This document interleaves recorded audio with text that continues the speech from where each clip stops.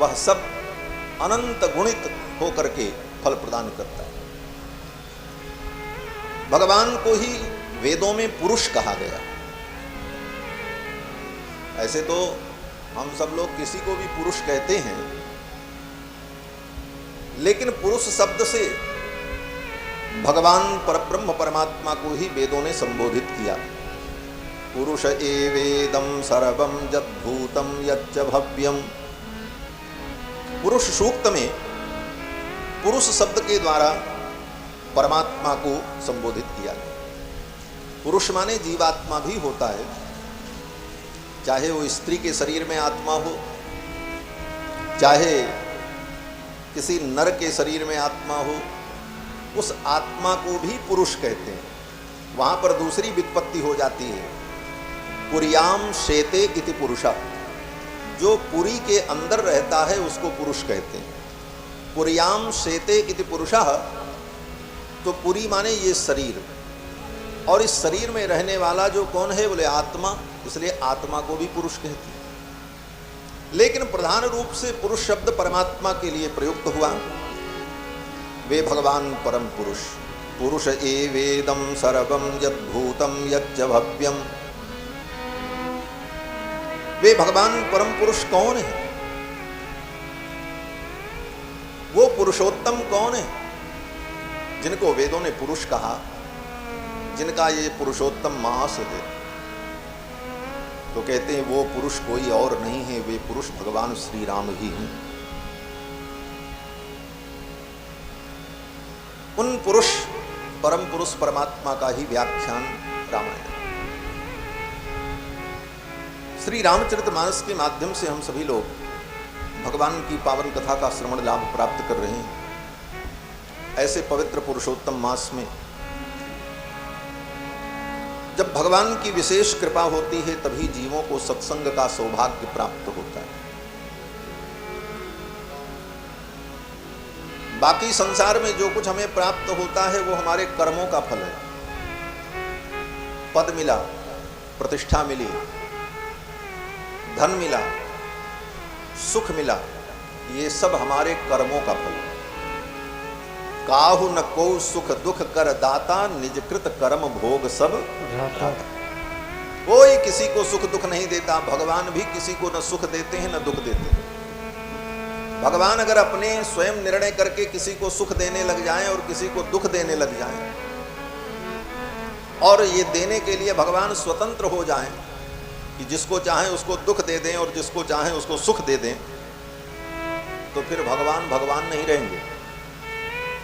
भगवान को फिर कोई भगवान कहेगा ही नहीं। क्यों? बोले भगवान के अंदर भी दोष आ जाएगा। क्या दोष आ जाएगा? तो हमारे आचार्य जन कहते हैं वैषम्य और नैर्घण्य, दो प्रकार के दोष भगवान में प्रकट हो जाएंगे। वैषम्य दोष माने विषमता, किसी को भगवान ने दुख दे दिया और किसी को सुख दे दिया। ये विषम व्यवहार भगवान करने लग जाएंगे तो समदर्शी कैसे रहेंगे? तो भगवान के अंदर वैषम्य दोष आ जाएगा। भगवान अपने स्वयं बिना विचार किए स्वेच्छा से किसी को दुख दे दें और किसी को सुख दे दें, तो भगवान के अंदर नैर्घण्य नाम का दोष आ जाएगा। नैर्घण्य माने निर्दयता, घृणा माने दया।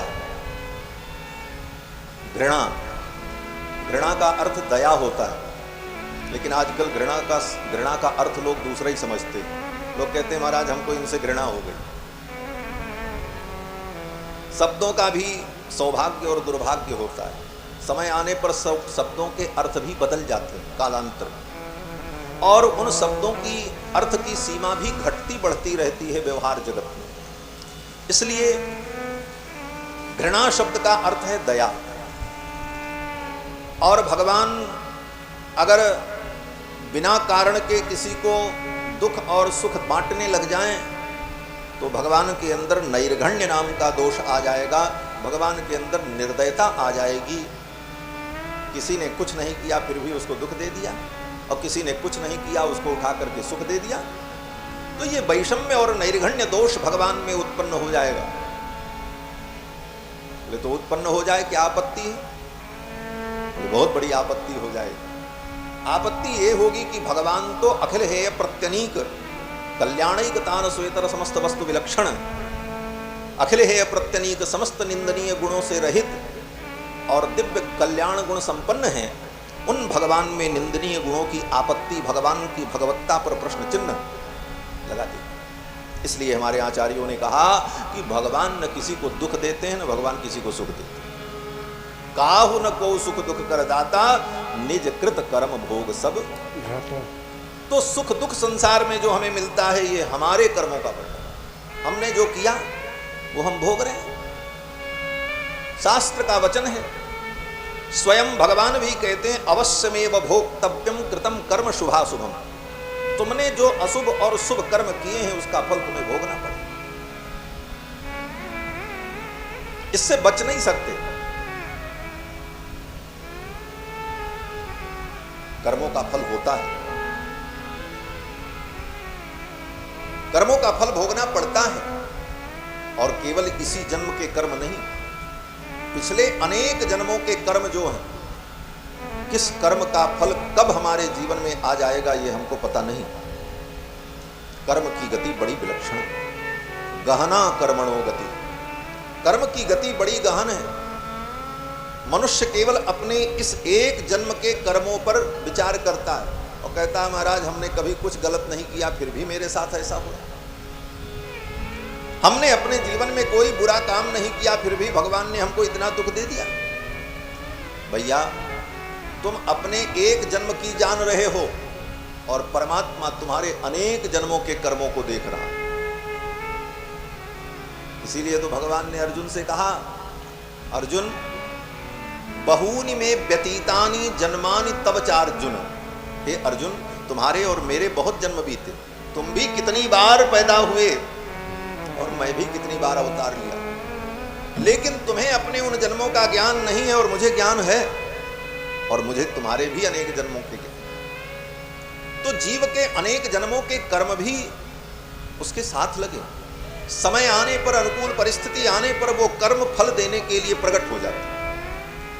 जैसे पृथ्वी के अंदर अनेक प्रकार के बीज पड़े हैं, दिखाई नहीं पड़ रहे, लेकिन अनुकूल वातावरण आया, वर्षा ऋतु आई, पानी गिरा और पानी गिरते ही सभी बीज अंकुरित होने लगे। उसी प्रकार हमारे अनंत अनंत जन्मों के कर्म हमारे साथ आत्मा में सूक्ष्म रूप से प्रतिष्ठित है। परिस्थितियां जब सृजित होती हैं तो वे अंकुरित होने लगते हैं और उनका फल प्रकट होता है। कर्म की गति बड़ी विलक्षण है।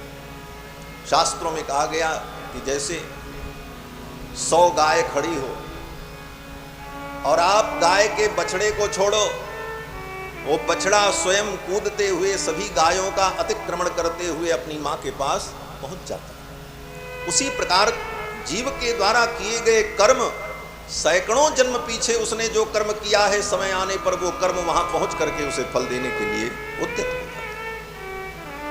कर्म का विधान बड़ा विलक्षण है। अवश्यमेव भोक्तव्यम कृतम कर्म शुभाशुभम। शुभ अशुभ किए गए कर्मों का फल भोगना पड़ेगा। ना भुक्तम क्षीयते कर्म, बिना भोगे वे कर्म नष्ट नहीं हो। जन्म कोटि शतैरपि, करोड़ों जन्म बीत जाए, यही तो संसार का कर्म चक्र चल रहा है। तो संसार में जो हम सुख दुख प्राप्त करते हैं ये तो हमारे कर्मों का फल है। तो फिर भगवान की कृपा का फल क्या है? तो संतों ने कहा कि भगवान की कृपा का फल है सत्संग की प्राप्ति, जो हमें आपको प्राप्त हो। हमें जीवन में सत्संग मिले तो ये तय कर लेना चाहिए कि हमारे ऊपर भगवान की कृपा हो गई। बिनु सत्संग विवेक न होई और राम कृपा बिनु सुलभ। सत्संग की प्राप्ति ये भगवान की कृपा का